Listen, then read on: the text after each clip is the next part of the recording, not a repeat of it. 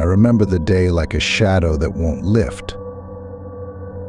It was a Sunday, the kind where the sun hides behind clouds, making everything look duller, older.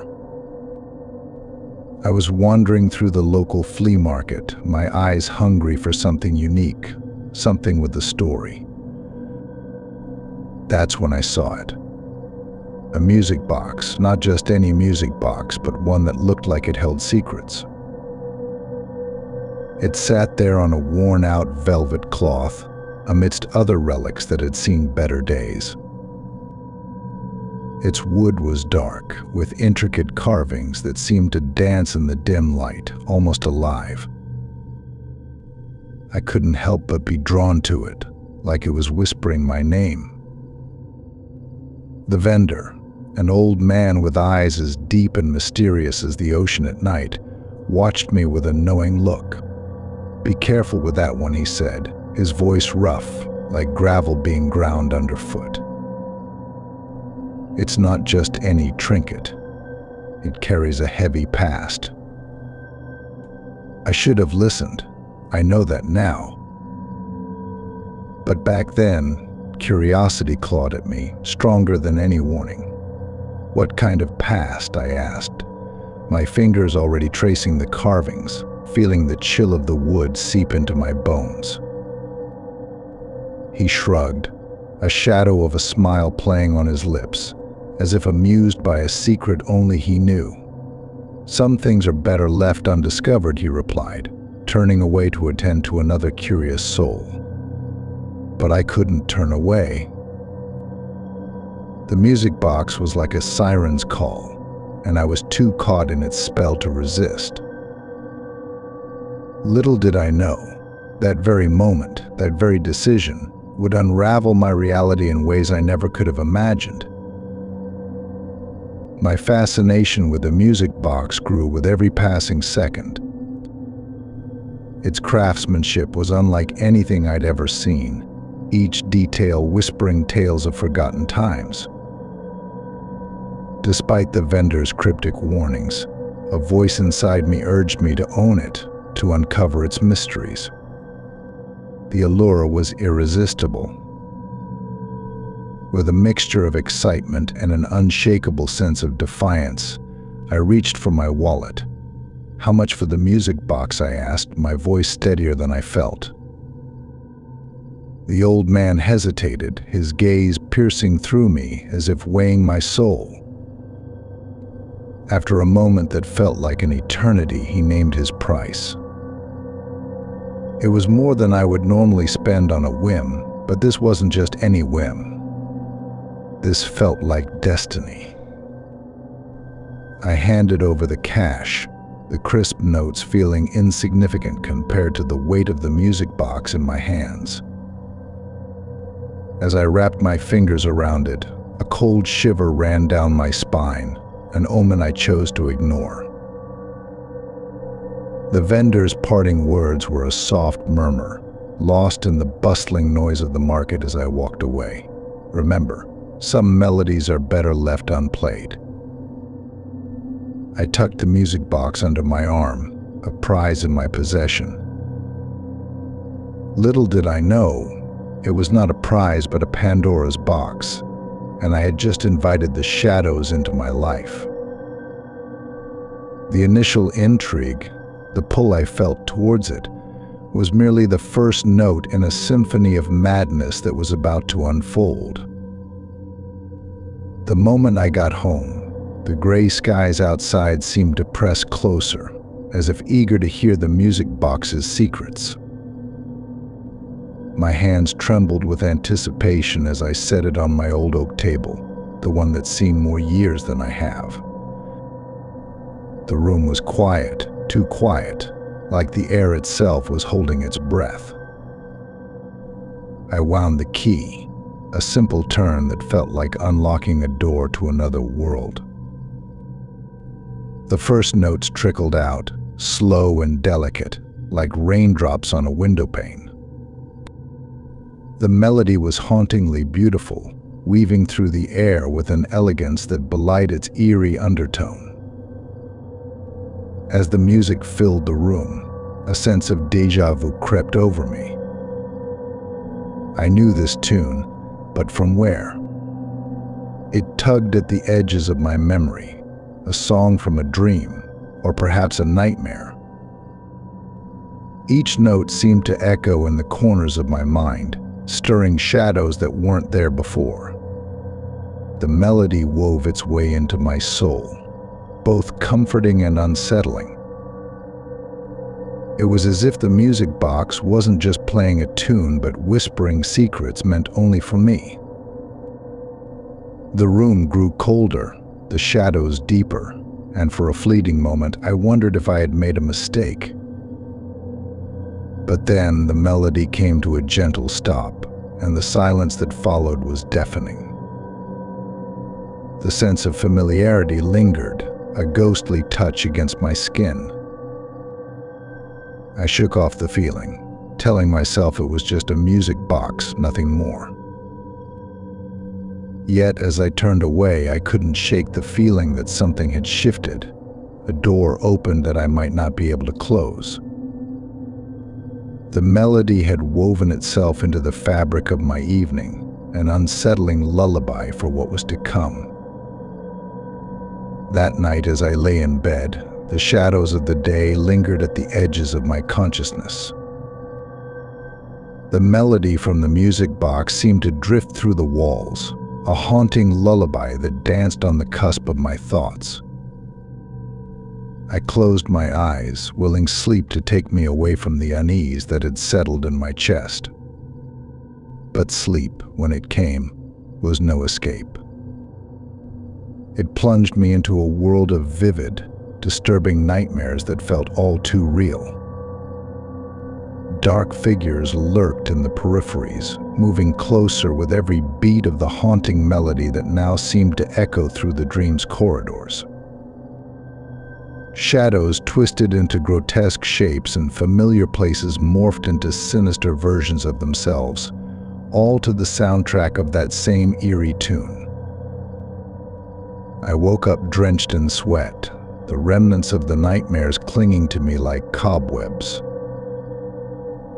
My heart raced, and for a moment I lay paralyzed, the darkness of my room feeling oppressive, as if the nightmares had seeped into reality. As dawn broke, the rational part of my mind took over. I dismissed the nightmares as a coincidence, a byproduct of the day's stress and the eerie atmosphere the music box had woven.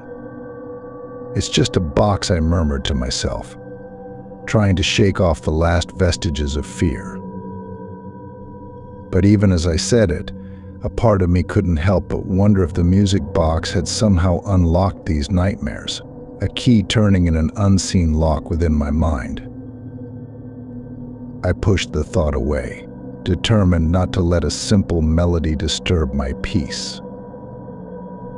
Yet as the day wore on, the memory of the nightmares lingered, a shadow at the back of my mind that no amount of daylight could dispel. Even after those nightmares, something about that music box called to me. It was like a whisper in the back of my mind, a gentle nudge that turned into a constant pull. Each evening, as the sun dipped below the horizon and shadows stretched long and thin, the urge grew stronger. I found myself drawn to it, an obsession I couldn't shake. Night after night I wound it up, the click of the key turning becoming a ritual. The melody would start, slow and haunting, wrapping around me like a cold breeze. It felt like madness to be so drawn to something that filled my nights with terror. But in those moments, with the notes floating in the air, the fear seemed distant, irrelevant even. The nightmares continued, each more vivid and unsettling than the last. But in the light of day, they felt like distant memories, easily dismissed. The music box, with its intricate carvings and ancient wood, seemed to hold a promise, a mystery I was compelled to unravel. I'd sit there, in the dim light of my living room, watching the shadows dance to the melody, feeling a strange sense of comfort in the familiarity of the tune. It was a contradiction that made no sense, a fear laced with allure, danger interwoven with beauty. The rational part of me knew this wasn't right, that this obsession wasn't healthy. But rational thoughts were like whispers drowned out by a roaring sea. The music box had woven its melody into the fabric of my being, and I couldn't help but answer its call, night after night, despite the nightmares that awaited me in the dark. As the days blurred into nights, filled with the haunting melody of the music box, the line between my nightmares and waking moments started to fray. It began with small, almost dismissible things. A book would fall from the shelf without reason, or I'd catch the glimpse of a shadow darting in the corner of my eye, disappearing when I turned to look. At first, I blamed it on the lack of sleep, the vivid nightmares taking their toll on my mind.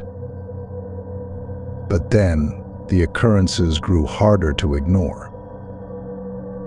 I'd find objects not where I left them, as if they had moved on their own, wandering in the night like restless spirits. The most unsettling part was the melody. That eerie tune from the music box seemed to follow me, a soundtrack to the creeping dread that had taken root in my life. I'd hear it in the whisper of the wind, in the creak of the floorboards, a haunting refrain that seemed for my ears alone. When I mentioned it to friends, they'd give me puzzled looks, unable to hear the notes that clung to my thoughts like shadows. The boundary between what was real and what was imagined started to blur. Was that figure in the periphery of my vision just a trick of the light, or something more sinister? The rational explanations became harder to cling to as the strange occurrences piled up, each one chipping away at my sanity. I couldn't shake the feeling that the music box was at the heart of it all, its melody a key that had unlocked something I couldn't see, something that was now seeping into my world, blurring the lines between reality and nightmare. The fear was no longer confined to my dreams, it had bled into my days, a constant, unnerving companion that I couldn't escape. Driven by a need to understand, to find some explanation for the madness encroaching on my life, I turned to research. The music box, once an object of fascination, had become a source of dread, and I was determined to uncover its secrets. I spent hours poring over old books and online archives, tracing the music box back through time. The deeper I dug, the darker the stories became. Tales of its previous owners filled my screen, each one ending in tragedy. Madness seemed to cling to the music box like a curse, driving those who possessed it to the brink of insanity and beyond. One account spoke of a violinist in the 1800s, a prodigy whose sudden descent into madness ended with a fatal fall from a balcony, the music box found playing beside his lifeless body. Another told of a young bride in the early 1900s who, consumed by the melody, drowned herself in the lake behind her home, the music box resting on the shore, its tune carried by the wind. Each story was a piece of a sinister puzzle, painting a picture of a music box not just haunted by a melody but imbued with a malevolent force that preyed on the minds of its owners. It was as if the music box fed on their sanity, leaving behind nothing but echoes of their torment. The realization hit me like a cold wave. I wasn't just dealing with a series of unexplained occurrences. I was up against something ancient, something evil. The music box wasn't just an artifact, it was a vessel, carrying with it a legacy of darkness that spanned centuries. Armed with this knowledge, the fear that had been a constant shadow took on a new form. It was no longer just fear of the unknown, but fear of what I now knew, of the history I had unwittingly entwined my fate with. The melody that had once seemed hauntingly beautiful now felt like a death knell, a reminder of the madness that lurked just beneath its surface. The nightmares got worse, way worse. They mixed into my days, making it hard to tell dreaming from waking up.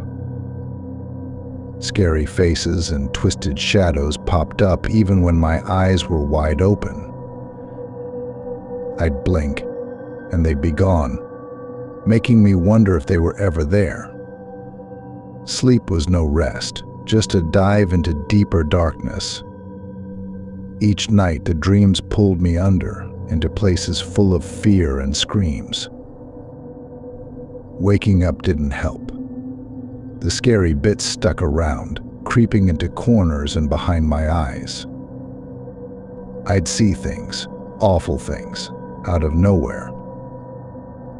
A shadow would twist wrong, or a whisper would float by, too close, too real. My heart would jump, and I'd spin around, only to find nothing there. It was like the music box had broken something inside me, blurring lines I used to trust. I couldn't shake the feeling that something was always just out of sight, waiting. The fear wasn't just in my head anymore, it felt like it had leaked out, coloring everything with a shade of terror. Trying to explain it made it sound crazier. The more I saw, the less I wanted to talk. Words felt useless, unable to catch the depth of the fear that had dug its claws into me. It was a battle, me against the shadows, and I wasn't winning. I got snappy, angry even when they pushed too much. I'm fine, I'd say, but my voice sounded hollow, even to me. They didn't give up at first, but I could see the worry in their eyes turn to something else, maybe doubt or fear. My house felt like a cage. I'd sit for hours, the music box playing over and over. The phone would ring, messages would beep in, but I ignored them all. I watched from behind closed curtains as friends stopped coming by. I was alone, but not by choice. The music box, with its eerie tune, had built a wall between me and the world. The more I pushed people away, the stronger the nightmares got. Without my friends, the whispers in the dark got louder, making me question what was real and what wasn't. It was like the music box wanted me all to itself, its melody twisting around my thoughts, pulling me deeper into the shadows. Things got worse, way worse. The music from the box wasn't just in my head now, it was everywhere, seeping into the corners of my home, curling around the edges of my thoughts. I'd see things, hear things, that made my skin crawl. The melody had found a way out of the box, out of my head and into the world. I knew I was losing it, really losing it, when I saw the fear in my neighbor's eyes. She heard it too, the music, one night when the walls between our houses felt too thin. "Do you hear that?" she asked, her voice shaky. And I knew, right then, that it wasn't just me anymore. This thing, this curse, was reaching out, touching more than just my life. My mom came over one day, worried sick. She saw the state of me, the state of the house. I wanted to tell her to leave, to run from whatever darkness was clinging to me, but I couldn't. And then she heard it, the faint strains of that haunting melody, and the look on her face said it all. She thought it was just some music playing, but I saw the chill it sent down her spine.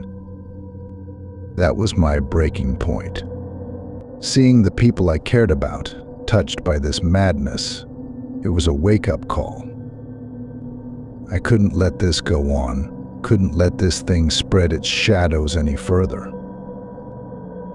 The music box, that beautiful, cursed thing, it had to go. I had to find a way to end the melody, to break its hold over me, over my world. But the thought of parting with it, of letting it go, filled me with an inexplicable dread, as if I was about to lose a part of myself. There came a moment, clear as day amidst the fog in my mind, when I knew what I had to do. The music box, with its twisted melody, couldn't stay.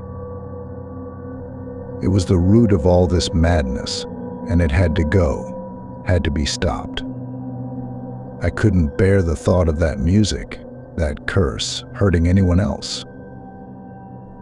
I grabbed the box, its wood cold and somehow menacing in my hands.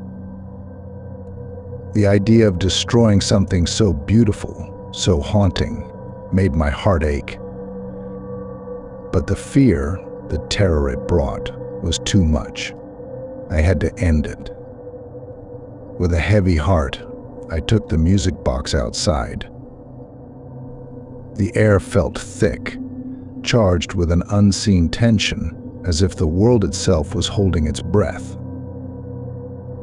I found a hammer, its weight solid and real in my grasp, a stark contrast to the eerie lightness of the music box. Standing there with the tool in hand, I hesitated. Could I really do this? Destroy this thing that, in some twisted way, had become a part of me. But then, I remembered the fear in my mom's eyes, the panic in my neighbor's voice. I couldn't let it continue. With a resolve I didn't know I had, I lifted the hammer. It was time to end the nightmare, once and for all. As I raised the hammer, ready to bring it down on the music box, the air around me chilled. It was as if the box knew what was about to happen, and it wasn't going to go quietly. The melody, that haunting tune, started to play, louder than ever, filling the space with an urgent plea. Then, the world twisted. Visions flashed before my eyes, so real and terrifying that I staggered. Faces from my nightmares leapt into the world, their ghostly fingers reaching for me, their screams mingling with the music. The ground beneath my feet seemed to shift, the shadows stretching and twisting into grotesque shapes. I swung the hammer down, but it was like moving through water, slow and heavy. The music box seemed to dodge each blow, slipping away, just as the hammer came crashing down. It was a maddening dance, me trying to destroy it, and it somehow fighting to survive. With every missed strike, the visions grew more intense, more real. I could feel the cold touch of the shadowy figures, hear their whispers in my ear. It was a barrage of fear, each vision a blow aimed at my sanity, trying to break me, to make me give up. But amidst the chaos, a spark of anger flared within me. This thing, this cursed box, had taken too much from me, had spread its darkness too far. I couldn't let it win. With a roar of defiance, I gathered all my strength, all my fear and anger, and swung the hammer with all my might, determined to end the struggle, to shatter the music box and its hold over me once and for all. In that wild moment, with everything screaming around me, the hammer finally hit true. The music box shattered, pieces flying like shrapnel, the melody cutting off with a final, jarring note. Silence crashed down, so heavy and complete it was like a physical thing, pressing in on me from all sides. I stood there, panting, the hammer slipping from my numb fingers. Around me, the visions faded like smoke, the screaming echoes dying away. The night felt suddenly still, as if holding its breath. The shattered remains of the music box lay at my feet, dark wood and twisted metal, so harmless now, yet the air still thrummed with an unseen tension. I felt a chill, not from the cold, but from the realization of what I had done, what I had faced. My hands shook, not just from the exertion but from the aftermath of fear, the adrenaline leaving me as quickly as it had surged. The world seemed too quiet, too still, as if it too was recovering from the onslaught. In the days that followed, a deep, unsettling quiet settled over my life. The nightmares stopped, the visions ceased, and the haunting melody no longer filled my ears. But the scars remained, etched deep in my mind. I found myself jumping at shadows, pausing at unexpected sounds, the fear a constant whisper in the back of my mind. I was left with questions, so many questions. Had it all been real? The visions, the moving shadows, the eerie melody that seemed to come from nowhere and everywhere. Or had the music box merely twisted my perception, pulling me into a madness of its own making? The line between reality and nightmare had blurred so much during those days that even now, with the music box gone, I couldn't trust my own senses. I was free from its hold, but the memories, the fear, lingered, a reminder of the darkness that had touched my life, leaving me to wonder what was real and what was merely a melody of madness.